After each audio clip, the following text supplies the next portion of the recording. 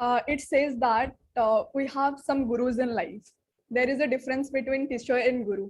Teacher who guides us about the external life, about our job, about our career, but guru is one who tells us and teaches us about our inner self, about our life, about our career and everything. And I met my guru before a year ago. I can't even say what happened to me, the transformation. If I will start saying, it will take at least an hour, because the thing that happened with me when I met Siddharth Rajsekar, it was very unexpected, because it's a digital journey. I didn't know him, but the transformation started when I became serious about let me do it. What is happening here? Let me try it. And on the month of September, when I started that, the transformation, the foundation, I can say I became a better person. Not only that, the business, I became a better person. The understanding, the fundamental, the foundation, all the things started clearing. I started aligning with my mentor, as I was very spiritual from my childhood, and all the things started connecting with him. And the moreover, I can say I love him, the person he is. And I am inviting him to my show, and he is already here. Hi, Siddharth sir. Thank you so much for that introduction. And just want to mention, I'm no guru. I'm just a normal guy like anybody else. But I'm glad that I found my mentors who showed me the way. And I'm glad I was able to give you clarity on your life and beyond just business and other aspects. And I think success is multidimensional. So thank you for inviting me to the show. Yes. Thank you so much for being here. And the JRSO is started with a big mission for the empowerment for all the success stories. And I'm really glad that you are here, and you transformed me. Now I know that this podcast episode is going to transform a lot of lives. So to start, I just want to ask you, what is your digital business journey like? How did you started? Like, what are the starting phase from where you started? You didn't know anything, as I know, but all the people didn't know you. So I just want to, because your journey is so inspiring, how you started and where are you now? Yes. So for me, it's a like Alice in Wonderland story. I never knew I would be doing this. It's like got into the rabbit hole and I just kept going. But if I backtrack time, this is going back to 2006 when I was coming back from Dubai. I used to make ringtones in Dubai, and I came back to Bangalore. That time I started blogging. Taking quotes from my spiritual master from his lectures, and I would put that on a WordPress blog, and I would be publishing one quote a day, like a pretty, not as just 2 lines, but many like a 1 or 2 paragraphs. So I would listen, I would transcribe, and I would put that on the website, and all his disciples, the community, would actually come back to that blog every single day. So my journey started digitally by doing this as a service for my spiritual master. And then what happened was later on I set up my own blog, siddharthrajsekar.com, long back. This was, I think, in 2000. I got into network marketing. That was the next phase, like 2006 was when this happened. 2008, 9, 10, I think 3 years I did network marketing. That time I started to learn about marketing and promotions. And 2009, I launched a music album along with my wife. So even for that, I set up an email marketing system, gave away a free song. I understood some basics of lead generation. I learned in 2009. We had 5,000 people who downloaded the free song, and 500 people bought our album completely online, like digital product, $10 on iTunes. So that was the first time I tasted the success of internet. So, and then what happened is when I lost my job in 2011, so it was 2006, 7, 8, 9, 10, 11. 6 years, I was just dabbling around doing WordPress stuff and some basic marketing, but I was not making any money, nothing. And when 2009, the music thing clicked. 2011, I lost the job. I decided, okay, let me go and do a lot of courses. I had 6 months.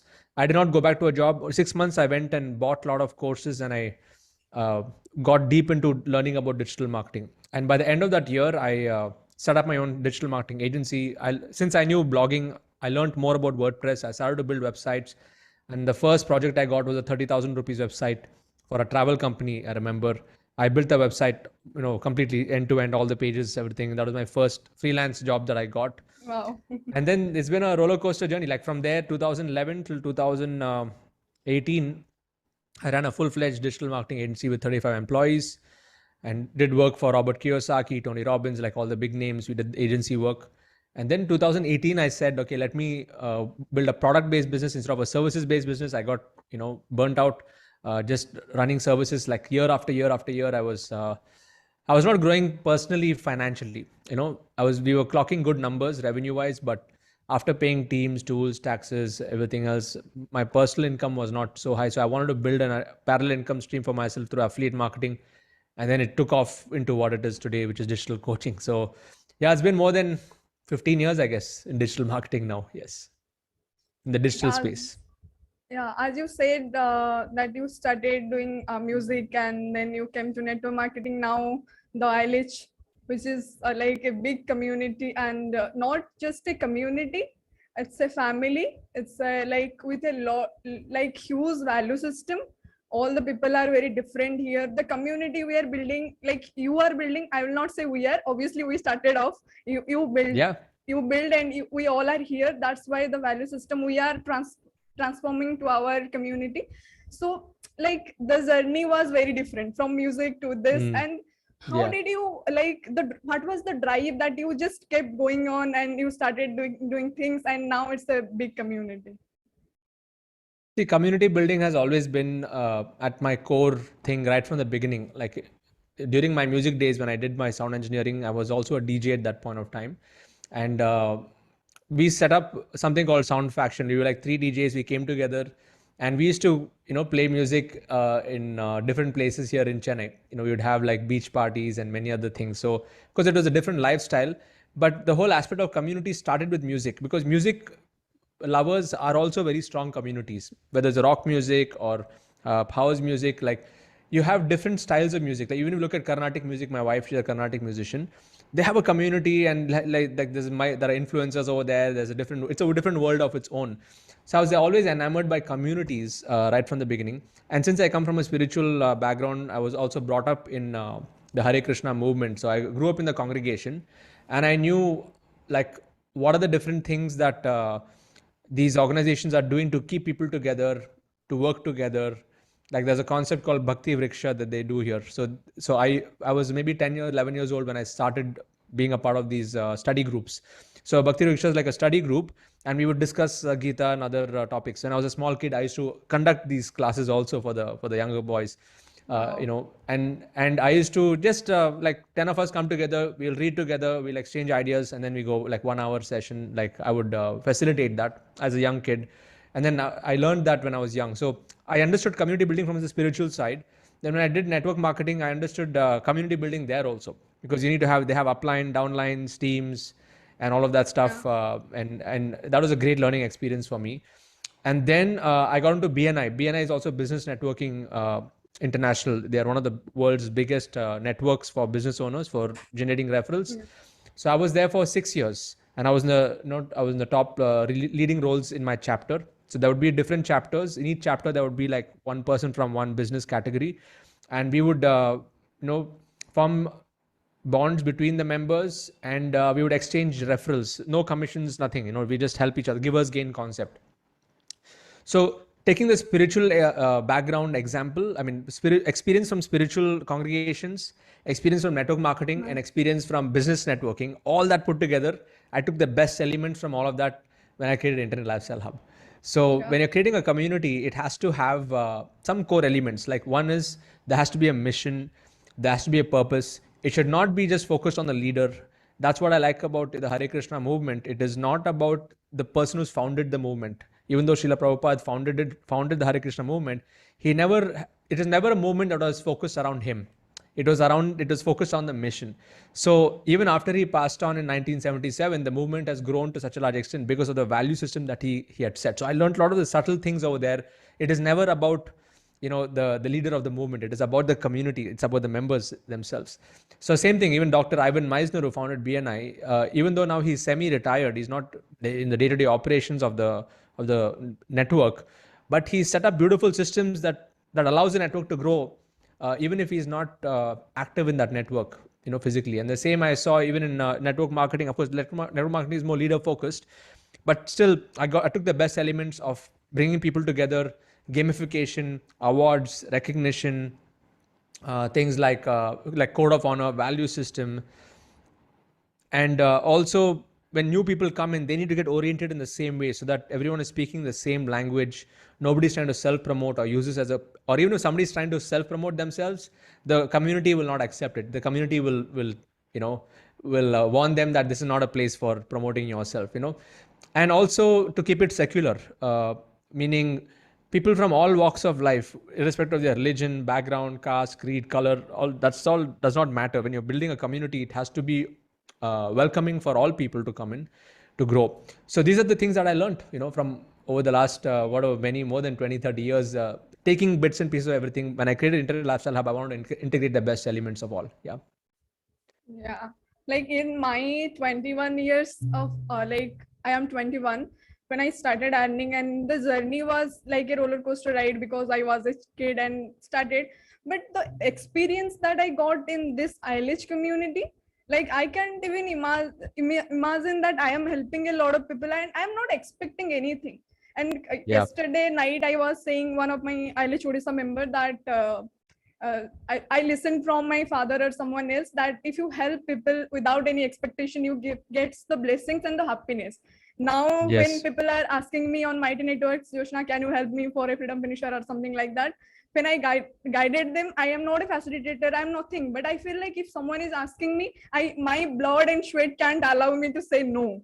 So I Yes. can like feel the happiness that after they say that you are so good, you are something. I said I am nothing. The man behind this is Siddharth Rajsekar. He made me, and in my whole life, I am nothing. As I can speak so much, I can do so much.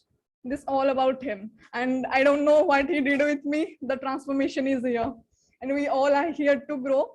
So, coming back to the second question, with this I want to ask you, as I noticed that like in this society we all run behind being a doctor, being an engineer or something like that. Also my family wanted me to be a teacher, and I want to be a doctor, so I am into wellness, that's why. So all the things happens, and because we thinks about this belief system because we come from that background, and we thinks about Yeah. yes, let's be a doctor and an engineer. And people don't get that because it's not for all. Seats are some limited, and some everyone don't crack to it, and they gets demotivated, and life takes a different angle. So what do you want to suggest those people who want to earn money, who want to settle in their life, but doctor and engineer are not the only way? Because what we are doing here is, I don't think it's less than anything. That's true. In fact, what you're doing, Jyotsna, is now you're a doctor and a teacher, right? You're teaching people how to become Yeah. more healthy in one way, but it's not a regular stream. Yes. So yeah, see, that all comes back to the paradigm of you know, the society's views of what is success.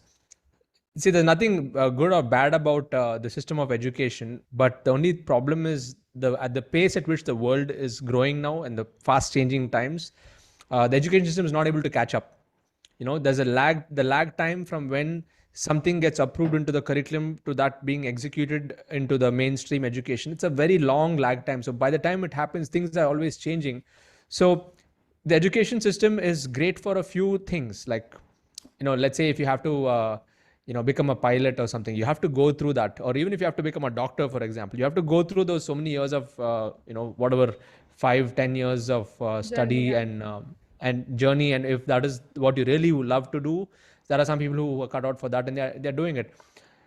But again, if you look at the society today, the goal is they choose those professions because, not because they like it, but because they think that it is a symbol of prestige, and it is also connected to whatever income that they can make. But today, if you see, people are making amazing income without having qualifications, without having degrees. People are getting into Google, Facebook, Amazon, these big companies, without having degrees. So the world is slowly transforming away from this paper that they give as a certificate to actual skill sets and, you know, aptitude of the people. That is more important today than anything else. So, and I'm an example of that. I don't have a degree even till today. You know, I dropped out of college. I did my music, but from music, I'm totally different industry. And what's helped me is because of mentors who came into my life, and I was a good student. I was always receptive and implementing whatever they said, and I saw that change in my life. And of course, the formal education system does not teach the main things, like how to deal with relationships, how to make, manage, and multiply money. the formal education system is designed by the Britishers for during the industrial era to create more industry workers, because that was the need of the hour in 1900s. But now things are changing so fast. Yeah. So formal education system makes people employable. But if you look at India before the Britishers came, we were a very entrepreneurial country. People, whether it's farming or agriculture or any of the small, all the cottage industries that were sustaining the economy of our country at that point of time. We were one of the biggest economies in the world before the British and Mughals before that came and plundered and took everything away. But the whole idea is that Gurukul system that was there. That was such a holistic way of education. So the teacher used to be there, irrespective of what their birth is or what their background is. Everyone would go to that same Gurukul, they would learn, and based on their aptitude and skill sets, the teacher would assign them to the different roles of society. Some of them would be more intellectual, so they would probably going to the Brahmana class. They would be more reading the Vedic whatever scriptures and all that. Some of them would be more administration, so they would become kings and stuff like that. Some of them would be more good with business, so they would become the Vaishya community. And then you have the fourth category, which is the Shudra. It's not about Shudra, but they would be like the support system for everything else. So it's like it was a beautiful era. If you look at the kind of wealth that India had in those days, was because of not looking down upon different segments of society, but where they're working in harmony. So you have the head, the hands, the stomach, and the legs, right? So the head was the thinking class, the hands were the ruler class, the stomach, was like the merchant class, where they had to really get the business, and then the legs were mostly the people who were supporting. So all the segments were needed. So the Gurukul system, which was lost, was replaced by, and Britishers knew very well that if they hit the education system, that everything else would get hit. The culture would get hit, everything else would get, that is like one stone, multiple birds that they can get, which is education. Okay. And we can see the impact of that. There are some positive sides to it, but if you see the impact, like many people, even though they are born, like, I'm sure you're from Orissa. It's got amazing culture over there. In today's Rath Yatra, the day that we are recording, it is such a... Today is Rath Yatra. Yeah. It goes back to, like, I do not know how many thousands of years. The culture is so strong. But I'm sure you would agree with me that even in Orissa right now, people, even though they are born there, they're not in touch with their culture. They're only looking at the West and thinking, okay, European, American culture is the way to go. So back to the answering your question, is the formal education system is, it did its job to create the world at what it is right now, the industrial era. Now we're moving to the information era, and and things are moving so fast. So what we need now is a rebirth of the Gurukul system in the form of what we are doing over here, which is like you are creating your own digital Gurukul, teaching people on health, and you're not just teaching based on your qualification, you're teaching based on your own practical experience of what's working for you. So you're a mentor and implementer also. So when you are like that, and when we create these different digital Gurukuls, if I should call it, that's going to really bring about the transformation society, and it's going to transform the whole education system, because now people are not going to just learn technical skill set based knowledge, but they're going to be learning things that are more useful, which they can implement right away. For example, my son, if he has to now learn, say, stock market trading, I'll put him in one of my own community members, systems. If he has to learn about, say, health and fitness, I may put him into your system because you already are teaching that. So I think it will take some time for the world to realize that this revival is happening, maybe in the next 5 to 10 years, but this is going to be the future. And the formal education system, people who are still stuck up with those old ideologies, they will realize, they'll go through those 10-year, 15-year journey, and they'll realize how much time they wasted. And I'm already seeing that happen in our community. For 40, 50-year-old people in our community, they're thinking, I wish I'd started this a long time back. I wasted my time in the corporate world. So because they did it because somebody in their family told, become an engineer. Somebody in their family told, become a doctor. They did it so that they could please their family member, because the family member, out of love, they said, okay, go and be in a more secure job. But then after doing it for 15 years, they realized it is not their cup of tea. They probably would have been better as a painter, or better as a musician or an artist or something else. But society pressure is what creates this thing. So I think this is the future. And if you are able to have that mindset of having a high adaptability quotient, it is no more about intellectual quotient. Everyone only looks at IQ. I know many of my school friends who used to score first rank, second rank, they are not financially stable. I know many of them are struggling to meet ends. I know my own school friends, I'm in touch with some of them. And I know the guys who are backbenchers, they are doing extremely well, because it's never about intellectual quotient. It is about adaptability quotient, how you can adapt to the fast changing times, and always be a learner. And especially people who are going through this IIT, IIM, Ivy Leagues, with all due respect to them, most of them, they develop horns after getting into those institutions, thinking that they've achieved everything, and the learning stops once they come out. Yes, they may get a good salary, good pay package, they're very intelligent, that's why they got in there, but somehow they don't grow, they're not able to create a big impact, because they just get into the whole employment system.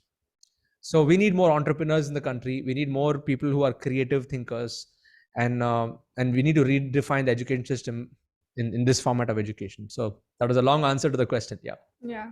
I believe what happens is either we think that our family is saying something, or everyone is doing so that I am doing, or I will get a secured job, so-called secured job, which is not.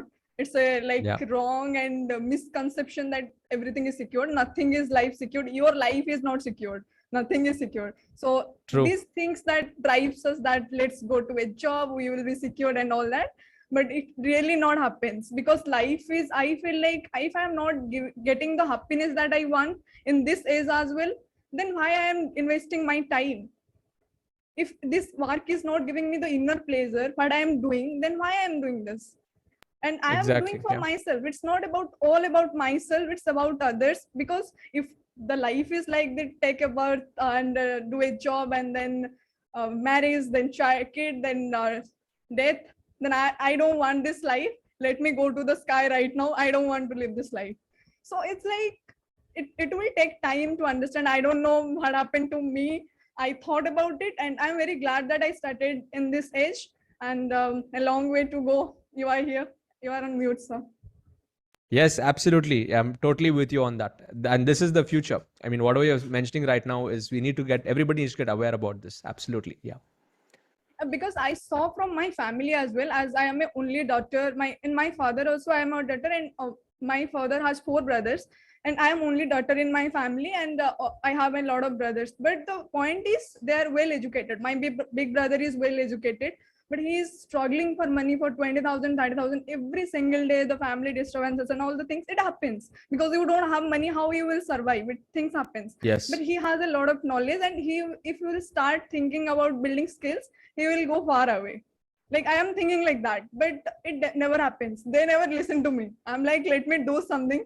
Let me achieve what I want to. Then I will make all of my family entrepreneur family. Right now, let me do it what I'm doing.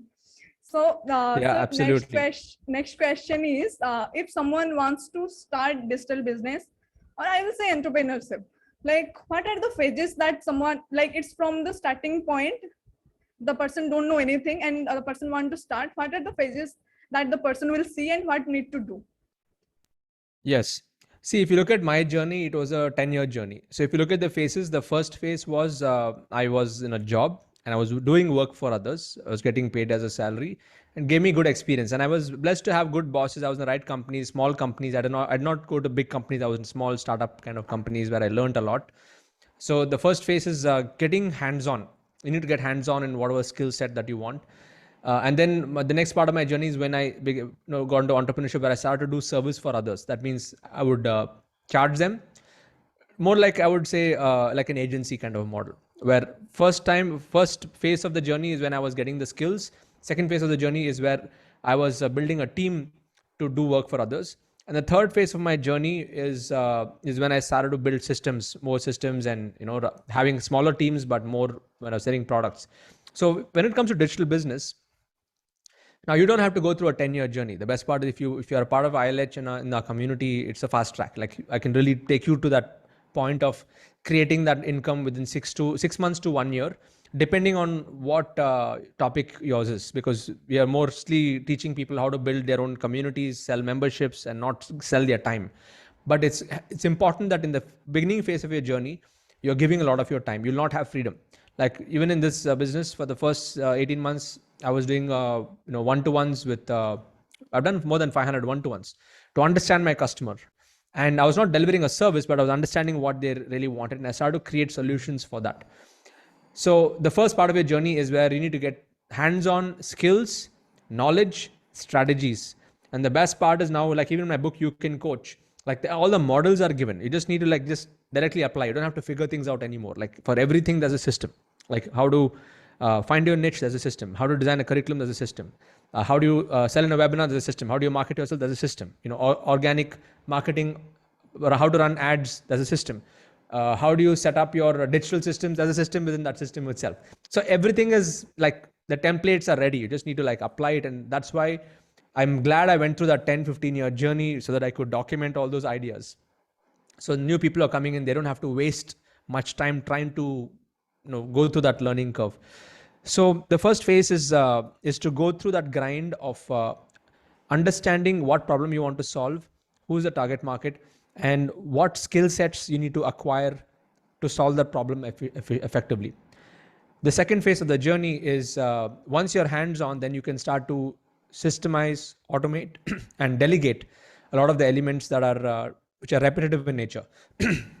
There's no shortcuts to the journey. You got to go through that journey of doing the one-to-ones and understanding them. And then what happens is that the next phase of the journey is if you're following my system, you'll be able to build your community building. You're building communities. You're not just selling products. You're not just selling services. So once you start building communities, you start to empower other members of the community, like how I have facilitators, for them to support fellow members so that the customer experience is good, the results are great for the members, and they feel they're a part of a bigger family. So it is no more a business. There's a bigger mission, but the phases are: first phase is skill set, second phase is systemization, third phase is activation of the community or on a whole different level. So that's pretty much the simpler way to explain the growth journey will be that, but the timeline can differ from person to person. For some people it may take 6 months to start making money. For some people it may take a little longer time depending on their niche that they choose. So it varies from person to person, but the beautiful thing is when you're a part of the community, you'll be inspired by looking at others' success, and you'll start to move forward. So yeah, those are the phases of growth. Yeah, when we start this journey, as I started, like a lot of ups and downs will come, because I came to digital business. I didn't know anything about it. I was a physics honors student, and the journey was different. Like, then I started learning. I started implementing things, and it was a roller coaster ride. And we don't get success early. So we sometimes when it doesn't happen, I took some webinar, I didn't get the sale, and I took some one-to-one, I didn't get the sale. The motivation goes down, or something happens like maybe this model. In my case, it didn't happen, but I listened from him. Maybe this is not going to work for me. Let me go to another mentor. Maybe this will not work for me. Let me go to another system. So what do you want to say about this? I feel like there's a big mistake jumping from one place to another place, not staying for a consistent time. It's a big mistake. What do you want to say about this thing? Because I know that a lot of coaches are going to listen this, because it happens. They feel demotivated, or they feel like getting out of the track and not getting the sales. So what do you want to say? See, I was in the same mode. I was in this mode for 3 to 5 years. I was just jumping from one thing to the other, thinking that new thing is going to be getting me the result, or that new. See, it does not matter which mentor you choose, but whoever you choose, just like completely execute whatever they've given. Okay. And so for me, what happened was I was in that mode, jumping. I was taking bits and pieces of everywhere. But when I put it together, it was like one big khichdi. It was not really working. Okay. Because that's when I realized that if you follow one mentor and completely execute whatever they have given, that's what's going to get results. That's what got results for me. Now, if you are not getting results, what you got to do is you got to introspect on the elements. What are the gaps in the system?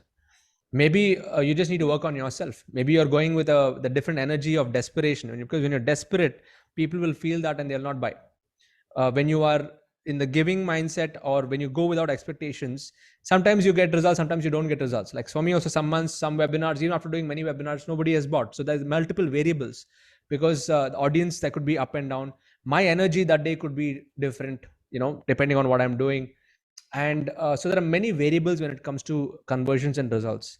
So my suggestion is stick to the basics. There is no shortcut in this game. There is no special tool or some push button that's going to get you results. If you're not getting results, it's your responsibility. When it's your responsibility, when I say that, what I mean is you got to work on yourself, because if somebody is not buying what you're offering, they're not seeing the value in you yet. So you got to think about what can you do to yourself to increase your value, so that other people, when they see you, they feel that you can solve their problem. And you have the substance to really solve that problem. So that's where the conversions actually happens. So when I say responsibility, one is add value to yourself. Two is look at your entire implementation. Have you implemented my system correctly? Have you really worked on the offer? Because ultimately it also comes down to the offer. How irresistible is the offer that you're giving them? Because ultimately, people make an emotional buying decision. It is never a logical decision. They only rationalize it after they buy something. Like, I'm sure you also know, like, it is emotions that make people buy. It is not the logic, some parts of it. So people need to connect with you as a person before they buy your product, and you need to really understand how to connect with their emotions, and also provide a tangible solution that can solve their problem effectively. So work on the offer, work on yourself. And there are many people who feel that, okay, going to another place is going to solve the problem. They will see the history repeating there, because that's what used to happen to me. I would go to somewhere else, I would learn something else, and then I would try to implement it, and then I would not get the results. So the problem was not with the mentor, it was with myself. So I had to change myself. If I had to get, so basically I took responsibility. Okay, enough is enough. Let me stop jumping around. Let me focus on one mentor that I resonate with. I'm going to follow whatever he says. There are other mentors who are really good. I respect them, but I want to follow this person 100%. Implemented it, got results. And then I started to look at other mentors, what they are doing. I had my core mentor, but took ideas. You can always get ideas from other places. It's not that one person only has all the best ideas. I'm looking out for ideas from other people. Even my students, I learn from my students, because there are many ways of getting results. All of my Hall of Fame members, we do a Hall of Fame mastermind once in a month. And everyone shares what's working for them. So I'm also learning from my students who are implementing things in a slightly different way. So it's not that system means it's not set in stone. Framework is there, but you can always improvise within that framework. And that's what I love about this business and about our communities. I mean, I'm learning from all my students who are doing really well. In fact, one of my students, he's a law of attraction coach. He's been doing minimum 1 to 1.2 crores a month for the last 9 months after coming into my quantum group. So, and the beautiful thing is he's growing immensely well. And when I see results like that, that's what gives me the true happiness. When I'm seeing other people get these kind of results that they never got before, that's the beauty about the system. So it is never about the mentor. You have to take personal responsibility if you're not getting results. Look into the mirror and see what all you need to work on yourself. Yeah. Without getting demotivated, think about how you can change things around and you can get the result. Because and when you feel demotivated, get back to the community. Find other members, go and look at other success stories. And read between the lines. When people watch my Hall of Fame interviews, I ask them, read between the lines. It's not about what they're saying, but there's something behind that. Try to understand what is that factor that's got them the results, and model that, and see if you can, that's the best way to move forward. I can connect to this, because when I became a freedom finisher and I started my journey, system setup done, I went for selling, and I failed because I miserably failed, and I didn't get the sale. I told you also, there was no one in the webinar because of my mistake. I didn't collect contact number. Whatever is happened, it happens. So it's a learning phase. Then I became I felt demotivated. I stopped doing webinar and I went to a different phase. Again, I came back to community. I started doing things. And this month of May, I thought that I talked with you. We said me go to this funnel and do one-to-one. I was like, let's do it. And I started doing one-to-one. I did 20 one-to-one. I was thinking at least if I will say, I started selling on the month of May. Leave about the other months. I thought that I will at least earn 5 to 6K, but I closed with 17,500. So it's awesome. Very good, because not about the money. Those people whom with I took the one-to-one, They said that I am very good and I am a good person. The system I am doing, if they didn't buy now, they will buy later on for some reason. And these things gives me happiness, not the money. Money is something that will come. I also know that. Right now, I am clear about this because it's coming. So like the love and the value system that I started implementing, it is giving me the real happiness. I can't like avoid my work and I can spend my time in other places. It drives me, it attracts me, come back to work, come back to system and inner circle call. I missed a lot of inner circle call. Right now, I wait for the inner circle call. In my life, from where I will go, if I can attend, I will be there because the community and the mentor is something which will never get you demotivated. Yeah, you need to have that connection. Only then it will actually grow. And one more thing about conversions, what I've noticed is people, they think they want to serve everybody. But when I started following my mentor at that point, my results came when I targeted people who are just like me. So those who were like, 34, 35, at that point when I started, around 35 year old, between 30 to 40, married with kids in Bangalore and Chennai. Because I'm from these two cities, I only targeted these two places. So with similar interests. So most people, they don't get conversions because they are trying to serve everybody. But the ideal person to target is somebody who's just like you. And when you do that, the rapport is so fast. In fact, you should target people from the same city in which you're living in, so that you can give those examples, your city examples, and they'll feel, okay, this person's from my own place. I'd rather work with him or her as compared to somebody who's sitting in the US and some other teacher mentor there. So that's how people should start off with when in the initial phase. If they're not getting results, target people just like you. Yeah.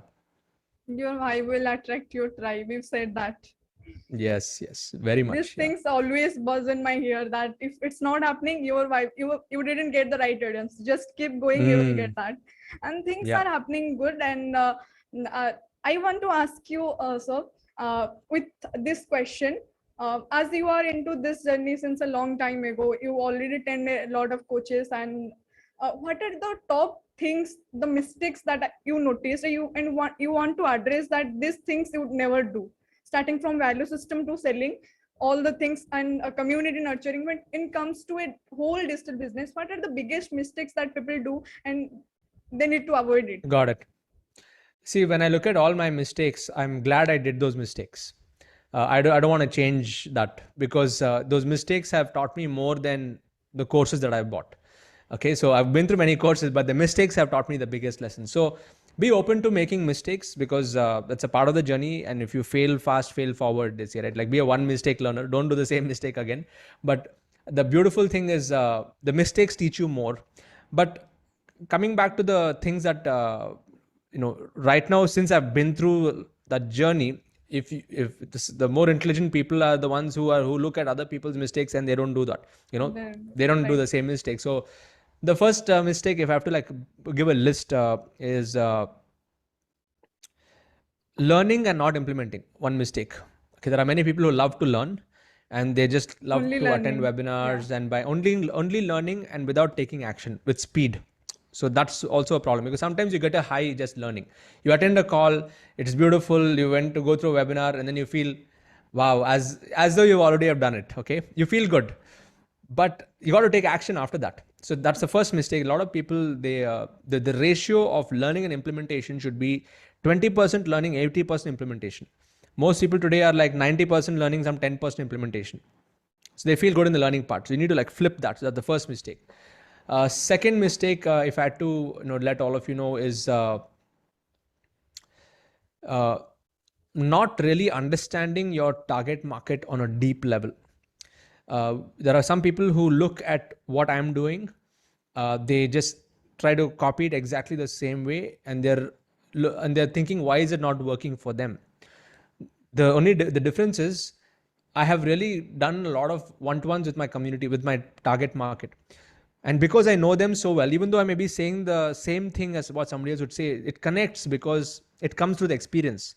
So the deeper you do research on your topic, the deeper you understand your target market, the simpler you can make it for them. And the conversions will also happen fast. So there is no substitute to hard work. You got to put in that hard work in the initial phase. That's the second mistake, is not having depth in your subject matter. Because today it's easy to just Google everything, YouTube everything. You can make a PPT, you can put up mind map and just talk as though you have done it. But at a subconscious level, the target market will not connect with you because you have not implemented it yourself. That's why the first point is very important. If you're taking action, then you'll be making mistakes, and you'll be able to better guide your community because you're an implementer. Okay. So the first mistake is not being an action taker, fast action taker. Second mistake is not understanding, not going deep into your target market. And the third mistake is, I would say, people give up too soon. They put in all the hard work. They start to put themselves out there. Somebody will make a comment on Facebook, "Oh, what are you doing? You don't have any experience," and they just shut down. You cannot afford to do that, because when you are growing, when you are putting yourself on the internet, you are going to attract an audience, you're going to repel an audience. There are some people who like you, some people who will not like you. Yeah. As you said, your vibe attracts your tribe. Attraction is one side of the magnet. Repulsion is also another side of the magnet. So if you're not repelling an audience, that means there's something wrong in your marketing. And many people, they give up because they do not want anybody to say bad things about them. And when that happens, they shut down. They start to take action and they quit because of some of these things. And the other reasons for people to quit is they feel, okay, there's so much to do. They've all the excuses. I do not have time. I do not have money. I do not have resources. I don't have good health, or I'm not having the right support system. I'm not good in communication. I'm not good in sales. I'm not good in this. Like, I've never done this before. Honestly, I've never done this before too. I started from ground zero. So all of these little voices, as my mentor Blair Singer says, these little voices is what keeps people down, and that's what shuts the whole system down. Because it's very easy, it's exciting to start something. It is very easy to quit something, but it's very difficult to take it to the finish line. Yeah. And that's another mistake is people, they quit too early.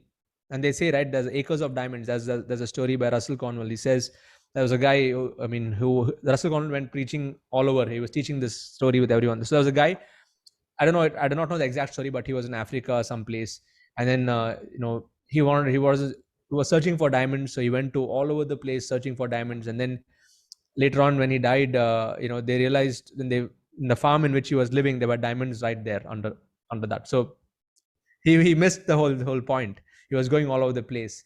So all of us are sitting on our own acres of diamonds that is within us. The grass is never greener on the other side. The grass is green where you pour the water, where you nurture yourself. So many of you who may think here that success is over there. No, it is not there. It is here. It's within your own head. Okay. And people, they quit also here because they think that, oh, I'm doing this, I'm not getting results. So maybe it is not for me. It is for that other person. But that's not true. Because if you just work on this over here, you are sitting on your own acres of diamonds, which are waiting to be unveiled. And I think that's the third big mistake is people give up too soon. And the giving up happens because they are not surrounding themselves. They don't have the right environment. And that's why community is important. And even you, Joseph, I'm sure you were out of ILH for some time, for some months, and you come back for inner circle calls. Because you're connected, you get some new ideas every time you attend, and that's what keeps the momentum moving in your business. Otherwise, it's very easy. People will just give up. That's why I like the whole idea of community building. I'm not here to sell products. I'm here to build communities, and the product and the membership sales happen as a part of the process. And that's what I'm teaching all the community members. Yeah. So it's true because we actually go through this journey. When I came to network marketing, people said me that you are selling the books you are selling after coming from physics honors, you are a good student and you are doing all these things. And the one thing which I will also agree good about me, that I never listen to anyone. No one. When my inner feeling says that you are right, I will listen to you. Otherwise, I don't care what you are saying. Sometimes when some closed one says this, sometimes you think that maybe it's true, but I don't think that anyone. Let me try it. If I will fail, then I will start again. I will start doing something different. And I never listen to people. And this is the only message I give to my friends, because we all are from same age. Don't listen to any other people. It's your life. No one is going to make your life. And I feel like I always say in Irish Odisha as well, if I will die tomorrow, I will get back to and I will see my journey, and I will feel like people will say that JRS is like that. See, help me in this thing, and that will give me the happiness that I did something for someone, and I don't want anything else in life. So like the one thing that I learned from you is about the ethics, about the value system. I feel like when you are standing a business or starting a business, it's the most important thing that protects you from yourself, from the surrounding, from the society, and everything else. So what do you want to Yes. say, the code of honor, the ethics, the value system that we actually stand for first we stand for that, then again building community, selling, all the after things. If your foundation is not True. right, you are not going to build the house. So what do you want to say Absolutely. about the ethics and value system, how we need to correct these things, and we need to stay aligned with these things wherever we go? Maybe we will be Yeah. millionaire or a billionaire, whatever it is, but the ethics and value system plays the vital role. Yeah. Very, very, very true. See, my mentor Blair, he gives example of a balloon. Okay, balloon with holes. Uh, when the balloon is small, nobody can see those holes. But once you start blowing the balloon, let's say it starts bigger. Once it gets bigger, of course, it won't go big. But the bigger the balloon, the holes also get bigger. Okay, you'll be able to see it, and that is why it's very important that you fix yourself first. Like, have a strong value system, because if the values are not strong, the more money, more name, no more fame, more power comes to you, it will start to be seen. That's why you see many of these film stars and stuff, suddenly they become famous overnight, and they get into all kinds of crazy things. Okay, because their value system is very weak. What gets magnified, even the holes get magnified. So this point went really deep into my mind. Even, though I was brought up in a well cultured, family, I've done a lot of mistakes. I've robbed money. I've cheated my parents. I've lied to them. I've done all kinds of things. But the beautiful thing, I mean, that's a part of our human thing. We Yeah. we lie. I mean, we make mistakes. We have imperfect senses, and we have the propensity to cheat. That's part of human nature. But the beautiful thing is, once you set a value system, that will protect you in the situations. Like, the code of honor is something what my mentor Blair, he introduced to me. So a code of honor can be set for every aspect of life, in your business, in your relationships, in your own personal life, your health. Like, if you make a commitment to yourself and create a rule around it, like you create your own rule. For example, one of the rules my wife and I have is, like, we never sleep over a fight. Okay, if you're fought that day, we have to clear it out that night itself. We cannot keep that in our mind going into the next day. That's one rule that we mutually agree. Another rule is, like, if I'm just looking at myself, like, for me is, it's keeping up my word. If I say something, whether it's business or anyone else, if I have to say, I have to, like today we decide we're going to do at 11 a.m. I have to stick to the word of whatever I give anyone. Okay, and this is such an important thing, because initially some members, I mean, some people may be good at selling their products, they may be very charismatic, they may be able to do things, but over time, if the value system is not strong, if they say something and if they do something else, Yeah, what or the if talk. they if they're not aligned in their thoughts, words, and actions, people will sense that, and that will backlash on them in a big Yeah. way much later. Okay, especially when you're a community builder, you have to work on yourself more than anything else. Like, the community uh, is in one way holding you accountable for whatever you say.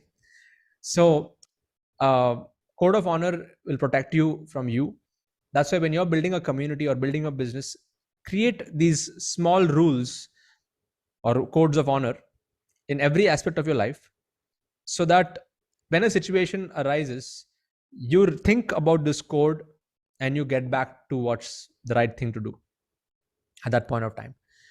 uh, Let me think about any other aspects on code of honor. Is see Yeah, the mind, it's all coming back to the mind. The mind is, it's like a monkey, right? It jumps from here and there. It can either be your best friend or your worst enemy. So the code of honor is something that can protect you during the situations where your mind sometimes will tend to waver. Uh, and the more you're able to live according to those codes, you will see a huge difference in yourself, because there are four pillars of dharma. See, as humans, we have a different set of intellectual capacity as compared to animals. Animals eat, sleep, mate, and defend. Now, if humans also, we are only doing those four things, we are also in one way sophisticated animals. And that's what most of societies are living, a sophisticated animalistic life. Eating, sleeping, mating, defending. That's it. But the true essence of our human existence is our intellectual capacity to be able to discriminate what is good and bad. That's why animals don't have a concept of karma. Yeah. I mean, they're just living, just surviving, and just they're living in fear. And their only thing is how they can eat, how they can procreate, how they can stay away from predators and stuff like that. But animals cannot sit together and have a conversation on morals, on ethics, on values. It's not there. I mean, that's animal. That's how the animal kingdom is. So what makes humans different from animals is to live a life where we can discriminate. And of course, we have karmic reactions. On every action has an equal and opposite reaction. Okay. And there are four pillars of dharma. And if I have to go deeper into this is like the code of for humanity. Okay. Yeah. The first code is the first pillar is truthfulness. People who gamble, they don't have truthfulness. That one pillar doesn't exist. If you look at people who are gamblers, they are spontaneous liars also. Okay. In one sense, so that is one aspect. The second pillar is austerity. We need to go through this. We need to go through austerities to achieve success. Like, even look at Olympic winners, gold medal winners. They would have gone through all kinds of austerities, waking up in the morning, training every day. And you're a health person, you know that what all it takes. You need austerity to really achieve something. And people who are into intoxication, drugs, and all this kind of stuff, they don't have they will not have austerity in them, because they're given away to their senses. True. They're not able to control their senses. Yeah. Then you have the third pillar, which is cleanliness. Now, cleanliness is cleanliness of the mind and the body. Of course, body, you need to keep it clean all the time, and of course, mind cleanliness also. So people are into extramarital affairs, who are not loyal to their wife, who are doing all kinds of stuff. Now today we have so many things going on, in that space of man and woman, and like people who are they're not committed to one partner. So that third pillar is missing there. Cleanliness is missing. Cleanliness of physical and mind. And of course, the fourth pillar is the pillar of mercy. Mercy is having mercy on others, having compassion towards other living beings, and those who see, previously, if you look at society, there were different segments of society, and you would have different kinds of people who would be say, for example, animal killing. There are cultures where it is a part of their culture to offer the animal to whatever process tradition that they would follow and they would consume. But today we are seeing mass slaughter happening in the world, which is one of the reasons why there is war and all of that stuff. So when there's mass slaughter happening of animals, you're losing the quality of mercy. So these are the four codes of honor for humanity. What I learned, cleanliness, austerity, mercy, and truthfulness. If we can just live our life by these four codes, it will really create an impact on our society. So, code of honor is such an important thing to me. Ever since I got the concept from my mentor, Blair Singer, I try to apply this rule. Many of us, we think that getting into religion or spiritual practices, there are too many rules and regulations, but actually these rules set you free. Many people think that rules bind you, but when you're able to live by those codes, it actually gives you more freedom.